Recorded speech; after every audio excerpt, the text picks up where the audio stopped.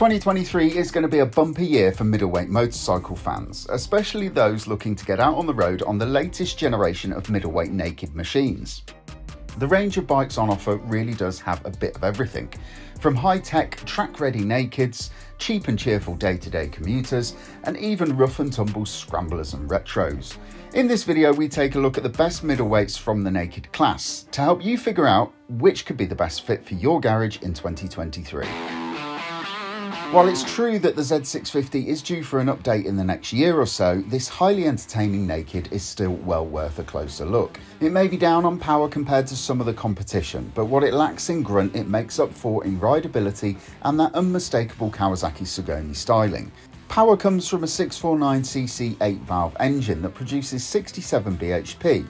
It's a punchy motor, and unlike some of the other bikes on this list, it has an old school charm thanks to that conventional 180-degree crank. Performance though is thoroughly modern, and the engine really comes into its own on a twisty B-road.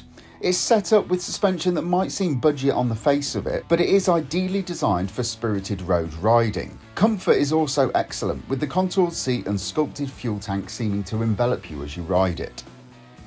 If you're looking for an authentic retro bike, then look no further than the Royal Enfield Continental GT or its sibling, the Interceptor 650. Both give riders a modern chassis, punchy engine that is wrapped up in a classic motorcycle silhouette, and it's backed up by an exhaust note which is typically best of British. The handling isn't world-beating, and in reality, neither is the engine performance.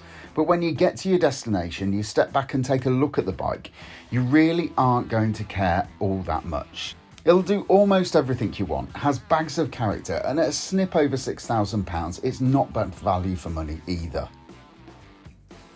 Looking like a modern day version of a classic flat tracker, the 700 CLX burst onto the UK motorcycle scene in 2021. It was welcomed by the press and riders alike and showed that Chinese bikes don't have to be unoriginal and cheap looking. Like many of the bikes on this list, its aim was to take the fight to the mighty MT-07, and on the spec sheet at least, it did a decent job. Slightly more power, similar weight, and some lovely design touches and details that actually make the MT-07 look tired. Out on the road, it's a similar story. Decent suspension provides a sporty but comfortable ride, and the Kawasaki Z650 derived engine delivered ample performance and usability. The CF motor, though, doesn't quite manage to capture the MT-07's fun factor, although that isn't to say it's boring, it just doesn't quite leave you grinning like a crazed lunatic after every time you ride it. The BSA Goldstar 650 is the long-awaited return from one of Britain's best-loved motorcycle makers. Like the Royal Enfield I mentioned earlier, it's an authentic take on a middleweight classic British bike with adequate performance for UK roads. It too has got a really delicious sounding exhaust note, which is almost the same as the original Goldstar of old.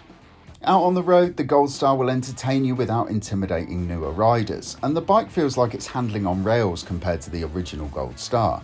Although compared to some of the sportier bikes on this list, it can be pushed out of its comfort zone quite easily on UK roads. That said, this isn't a machine for chasing apexes or grinding foot pegs, and if you bear that in mind when you ride it, there is very little to dislike the Goldstar for. It may have just been joined in the range by the CB750 Hornet, but as the only inline 4-cylinder naked in the middleweight pack, we just can't ignore the classy contender from Honda. The Neo Sports Cafe styling still looks as good today as it did in 2019, and that 4-pot motor is as good today as it was when it was released. Point the CB650R to the countryside and its chassis really comes alive. The Showa separate function big piston forks and balance-free rear shock provide a sporty yet composed ride. Riding experience aside, another big draw of owning a Honda is that genuine, legendary Honda reliability. And for many riders, that alone will mean people forget the CB650R's slightly premium price tag. It's another bike on this list that is due for an update in the coming years. Although having only been introduced in 2009, it's likely that the next set of tweaks to the machine will be fairly restrained. The SV650 is a little bit like Stonehenge. It's instantly recognisable and is unchanged for millennia. And while that seems like an insult, it's simply down to the venerable SV just being so bloody good. The 650cc V-twin is a peach of an engine. The chassis is capable enough, in the right hands maybe, to hang out with 1000cc bikes on a UK track day. On the flip side of the coin, its predictable handling in stock form means it's an ideal bike for first time and newer riders. And the SV650 remains the motorcycle of choice for many UK motorcycle training centres.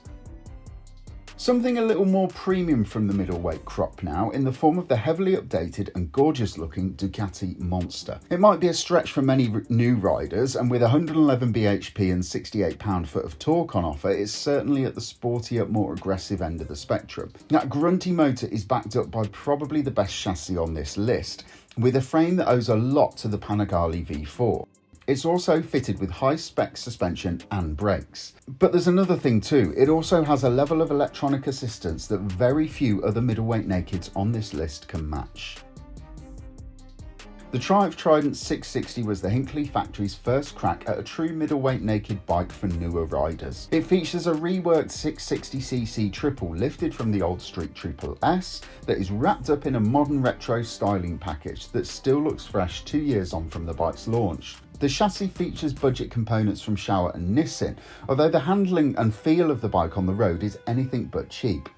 It is an ideal B-road scratcher, and it really does feel like a more easygoing version of the iconic Street Triple. A shade under £8,000 is a fair chunk of money to part with for a supposed starter bike, although for newer riders who want a British badge on the tank, it's really the only choice. Quick, classy and with great styling. Only a dash that is slightly fiddly to use is what let the package down for us.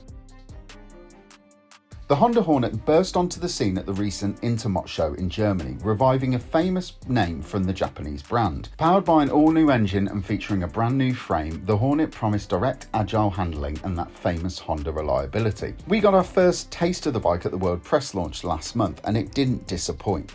With styling very much like the old CB500F, you'd be forgiven for thinking this was just another soft roadster for new riders. That isn't the case though, as the Honda is a ferociously agile, eager machine to ride, and it's capable enough to entertain more experienced riders and exhilarate those new to the world of two wheels. The only real problems that we found with the bike were a snatchy throttle at low speed and no option to lower the ABS intervention level. A quick shifter is available as an add-on, and some of the other bikes on this list have got it as standard. Those points aside though, it's a seriously capable machine that might take you by surprise. The dark side of Japan saw its biggest update in 2021, with conversations starting new styling and a host of other internal updates. It is the undisputed king of the midweight naked sphere, and always seems to have an X factor that leaves you grinning from ear to ear after every ride. It might not have the best chassis or components or the most powerful engine, but what it lacks on all of those fronts, it makes up for with an undeniable fun factor that has people queuing out of the dealership door. Yes, the styling for the latest model isn't to everybody's taste, but Yamaha didn't set out to create the prettiest bike it had ever built. What they did though was create a machine with an unmistakable character, and that is a character that people instantly fell in love with. We round out this list with quite possibly the most extreme and focused of all the middleweight naked bikes in this particular category. The Aprilia Tuono 660 in either stock or factory form is a great little bike. It handles better than anything on this list, is backed up by a raft of electronics that are normally saved for much bigger, more expensive machines, and it has one of the best sounding engines this side of a V4. It isn't the most comfortable bike on the list by quite a long way, although as we found out earlier this year, you really can forgive it that once you begin to explore what it can offer. We attended a track day at Cadwell Park on the little Tuono, and the winding Lincolnshire track was an ideal hunting ground for the little parallel twin. If you're looking for big bike looks, all the electronics you'll ever need, and a superb handling package, Aprilia's Tuono 660 really does deliver on all fronts. So that's our take on the best middleweight naked bikes up to and around about 750cc. We hope you liked that video. If we missed any bikes or you want to let us know what your favourite is, please drop a comment below, and don't forget to hit like and subscribe so you can stay up to date with all of Visordown's latest videos. For all the latest news, reviews and motorcycle features, get yourself over to Visordown.com.